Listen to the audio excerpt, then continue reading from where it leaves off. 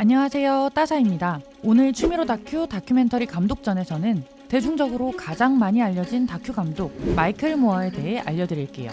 마이클 프랜시스 무어, 미국 영화 감독이자 작가인데요. 마이클 무어는 총기 소유, 다국적 기업, 자본주의 등의 비판적인 입장을 내며 진보적인 성향을 강하게 드러내온 아주 정치적인 감독이에요.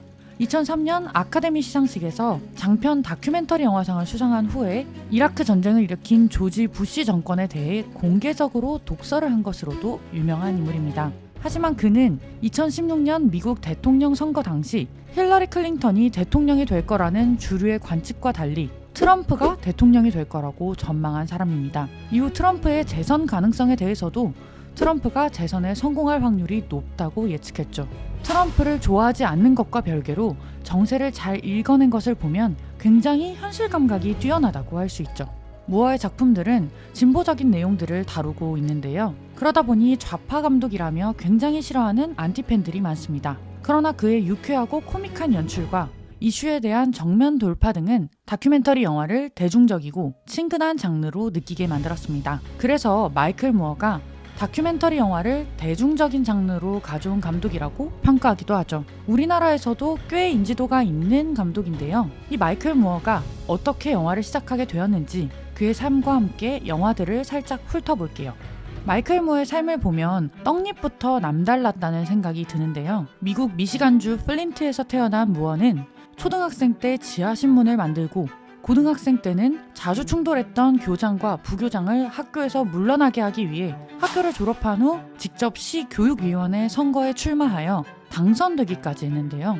당시 최연소 당선자였다고 합니다. 대학에 입학해서는 캠퍼스 내에 주차장이 없다는 이유로 대학교를 중퇴합니다. 이후 잡지사 마더 존스 편집자로 일했는데요. 어느 날 니카라과 공산 정권의 인권 정책을 비난하는 글을 썼는데 데스크에서 이 글을 거부하자 대판 싸우고 회사에서 쫓겨났다고 합니다. 이후 잡지사 발행인을 부당해고로 고소했고 승소하여 받은 보상금 5만 8천 달러를 기반으로 고향에서 다큐멘터리 영화를 제작하기 시작했다고 하네요.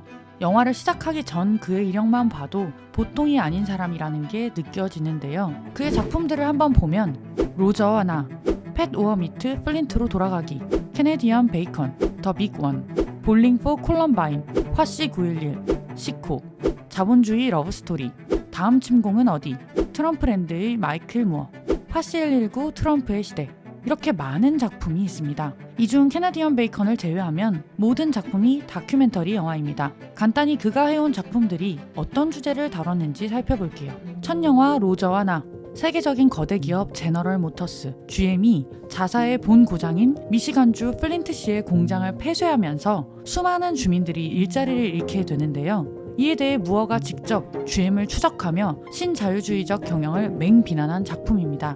첫 번째 극영화 캐네디언 베이컨, 미국 대통령이 캐나다와 전쟁을 벌이면서 벌어지는 해프닝을 다룬 코미디 풍자 영화입니다.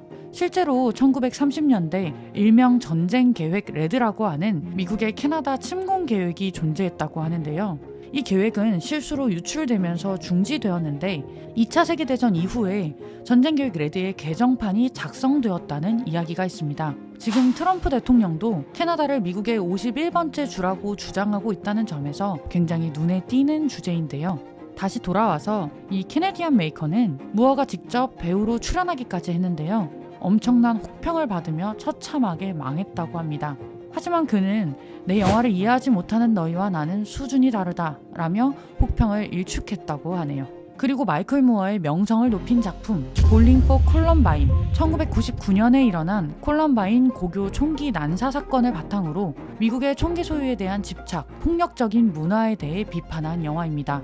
이 작품으로 무어는 2002년 칸 영화제에 진출했어요. 그리고 아카데미 장편 다큐멘터리상을 수상했죠.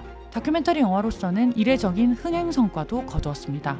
앞서 말했던 부시 정권의 독서를 퍼부은 자리가 바로 이 영화로 상을 받던 아카데미 현장이었습니다. 이후 무어는 본격적으로 부시 정권을 까는 화씨 911을 제작했는데요. 2001년 9월 11일 이슬람 근본주의 테러 조직인 알카에다가 일으킨 9.11 테러 이후 부시 대통령이 일으킨 대테러 전쟁을 비판한 영화입니다. 이 영화는 전 세계적인 반미 열풍을 타고 크게 흥행했는데요. 칸 영화제에서 최고 작품에 주어지는 상인 황금 종려상을 받기까지 했습니다. 이 작품은 전 세계에서 2억 달러 이상의 흥행 수입을 올렸고 우리나라에서도 50만 명 가까운 관객을 동원했습니다. 이 영화로 마이클 무어 감독을 알게 된 분들이 많으실 거예요. 이후 2007년에는 미국 의료보험 문제를 비판한 시코를, 2009년에는 자본주의를 신랄하게 까는 자본주의 러브스토리가 연달아 개봉했습니다. 2015년에 나온 다음 침공은 어디?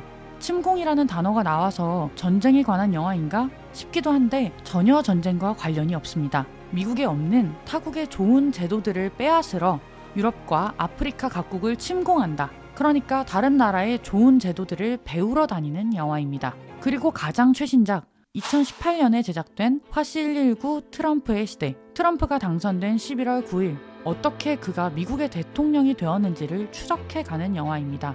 마이클 무어의 작품을 보면 그가 매우 공격적인 좌파 성향이라는 걸 알 수 있는데요.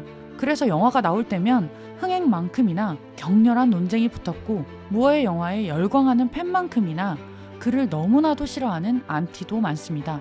현재 전 세계가 직면한 이슈, 담론들을 다루고 있기 때문에 국제사회 문제에 관심을 가지고 있다면 무어의 영화가 다루는 주제들은 굉장히 중요할 수밖에 없습니다.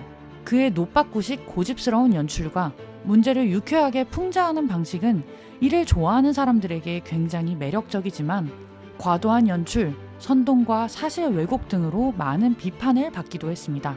그리고 그가 작품을 통해서는 기득권층, 자본가 계급을 맹렬하게 비난하는데 실제 자신의 사생활은 기득권층과 다를 바 없이 너무나 호화스러워서 비난을 받기도 합니다. 세계적으로 가장 대중적인 다큐멘터리 감독 마이클 무어, 비판을 받는 부분도 많지만 그의 다큐가 다루고 있는 주제들은 고민해볼 만한 부분들이 많고 배경 지식이 없는 사람도 재미있게 볼 수 있기에 이번 다큐 감독전에서는 마이클 무어의 작품들을 살펴보도록 할게요. 현재 OTT에서 볼 수 있는 그의 작품은 시코, 다음 침공은 어디, 화씨 119 트럼프의 시대 이렇게 3편입니다.